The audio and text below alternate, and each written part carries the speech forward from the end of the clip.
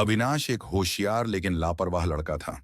वह हर काम शुरू तो करता, लेकिन बीच में ही छोड़ देता। कभी फुटबॉल खेलना शुरू करता, तो कुछ ही दिनों बाद ऊब जाता। कभी चित्रकारी सीखने बैठता, तो थोड़े दिनों में ध्यान भटक जाता।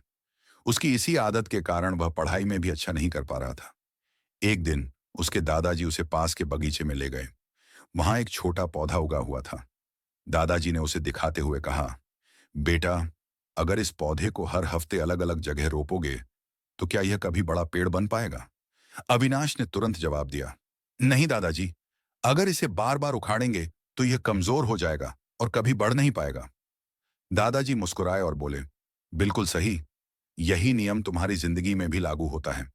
अगर तुम बार बार अपने लक्ष्य बदलते रहोगे और किसी एक चीज पर ध्यान केंद्रित नहीं करोगे, तो तुम भी इस पौधे की तरह कमजोर रह जाओगे। लेकिन अगर तुम एक लक्ष्य चुनकर उस पर पूरी मेहनत लगाओगे, तो जरूर एक बड़े पेड़ की तरह सफल बनोगे। यह सुनकर अविनाश को अपनी गलती का एहसास हुआ। उसने तय किया कि अब से वह हर काम को पूरा करेगा और अपने लक्ष्य पर फोकस बनाए रखेगा। धीरे धीरे उसकी आदतें बदलने लगीं। पढ़ाई में ध्यान देना शुरू किया, खेल में भी मेहनत करने लगा। कुछ ही महीनों में उसके नतीजे अच्छे आने लगे और वह स्कूल में सबसे आगे रहने लगा।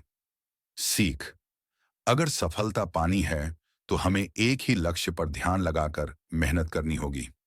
बार बार लक्ष्य बदलने से हम कभी आगे नहीं बढ़ सकते।